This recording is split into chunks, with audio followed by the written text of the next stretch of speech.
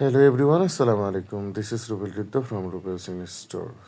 Dear audience, আজকে কথা বলবো ভীষণ গুরুত্বপূর্ণ তিনটি রুলস নিয়ে যে বিষয়গুলো নিয়ে আমরা প্রাত্যহিক কথা বলছি, ডেলি কনভারসেশন করছি বিকজ অফ হচ্ছে we are human and everyday we use lots of sentence and full tense. আমরা যখন যাচ্ছি বিভিন্ন জায়গাতে, কারোর সঙ্গে যখন দেখা হচ্ছে কাজে কর্মে, তখন কিন্তু আমরা এই ব্যবহার করছি। তো সেই ডেইলি কনভারসেশনের জায়গাটাতে আরও বিশ্বায়িত করবার জন্য আজকের এই রুলস। তো প্রথম যে রুলস সেটি স্ক্রিনে দেখতেই পাচ্ছেন, যে লিখেছি হ্যাভিং, তারপর লিখেছি হচ্ছে ভার্বের আসলে থার্ড ফর্ম, প্লাস হচ্ছে অবজেক্ট এবং অ্যানাদার ক্লোজ, এবং সঙ্গতিপূর্ণ যে ক্লোজগুলো আমরা যুক্ত করে বাক্যটাকে পরিপূর্ণ করতে পারি সেটা। তো এই হ্যাভিং যুক্ত বাক্যটা অ্যাকচুয়ালি আসলে কোথায় ব্যবহৃত হয়? আমরা অনেক সময় আমাদের ডেলি কনভারসেশন আমরা কিছু বাক্য ব্যবহার করি যে এই কাজ, মানে আমি যে কাজ করছি সেটি শেষ করেই আমি হচ্ছে আসছি, বা এটি শেষ করেই আমি জয়েন করব, বা এটা শেষ করেই আমি তোমার সঙ্গে মিট করছি। তো বিভিন্ন ধরনের কথা আমরা সেখানে শেষ করাটা আসলে ব্যবহার করে থাকি। তো শেষ করার জায়গাটা হ্যাভিং দিয়ে হবে, এবং সবচেয়ে গুরুত্বপূর্ণ যেটি সেটি হচ্ছে যে হ্যাভিংয়ের পর হচ্ছে আমরা ভার্বের হচ্ছে পাস্ট পার্টিসিপল ফর্মটা ব্যবহার করব। তো যে having eaten rice I will go to college, আমরা অনেক সময় হয় না যে বলি যে আসলে তুমি কখন যে হয়নি উইল গো টু কলেজ, তখন আমি এটার অ্যান্সারটা এইভাবে করতে পারি যে having eaten rice I will go to college. তার মানে আমি এখন হচ্ছে খাওয়া শেষ করেই আমি কলেজে হচ্ছে যাব। যদি আপনি এইটার সঙ্গে যদি লেখেন যে having eaten rice I will go to office, আপনি হচ্ছে লিখতে পারেন having eaten rice I will attend the party, having eaten rice I will go outside. তো এরকম সঙ্গতিপূর্ণ অনেক ধরনের বাক্য লেখা যাবে।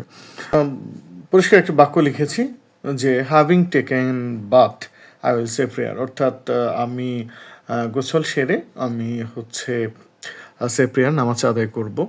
তো আপনারাও ঠিক একই বাক্য এই প্যাটার্নটা ফলো করে, এই স্ট্রাকচারটা ফলো করে আরও ভিন্ন ভিন্ন বাক্য লিখতে পারেন। সো নেক্সট রুলসে যদি যাই, নেক্সট রুলটা ভীষণ মজার, very interesting and very charming and very impressive.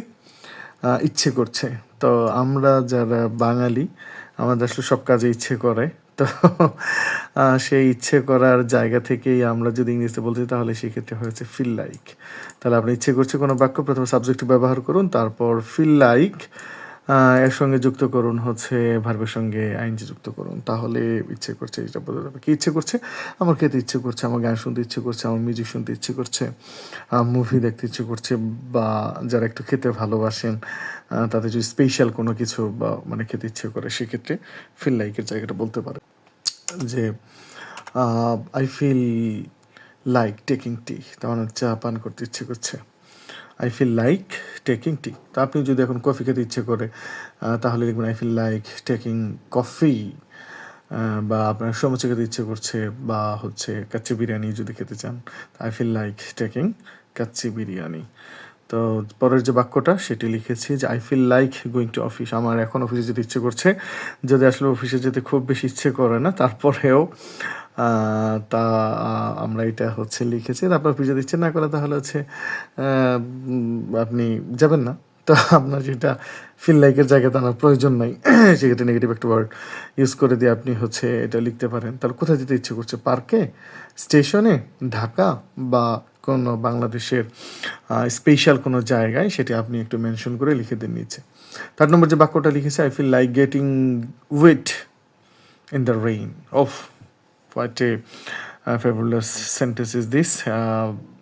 এটা হচ্ছে যে আই ফিল লাইক আমার ইচ্ছে করছে গেটিং কী করতে, ওয়েট ইন দ্য রেইন, আমরা বৃষ্টিতে ভিজতে ইচ্ছে করছে।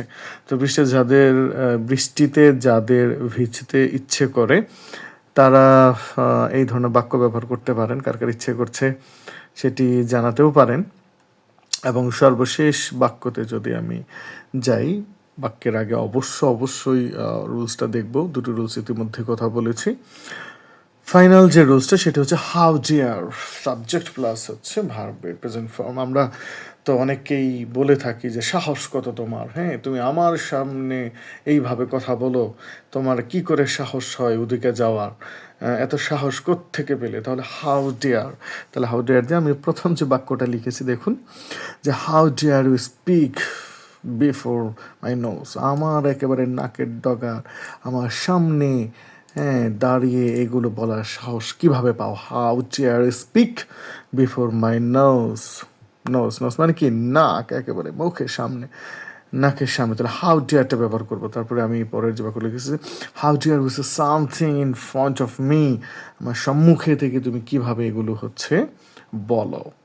তাহলে যখন কাউকে সাহসের জন্য কাউকে খুব একটু থ্রেট করে বা তার এই সাহসের আধিক্যতার জন্য তাকে একটু কড়াভাবে বলতে, তখন হাউ ডিয়ারটা ব্যবহার করা যেতে পারে।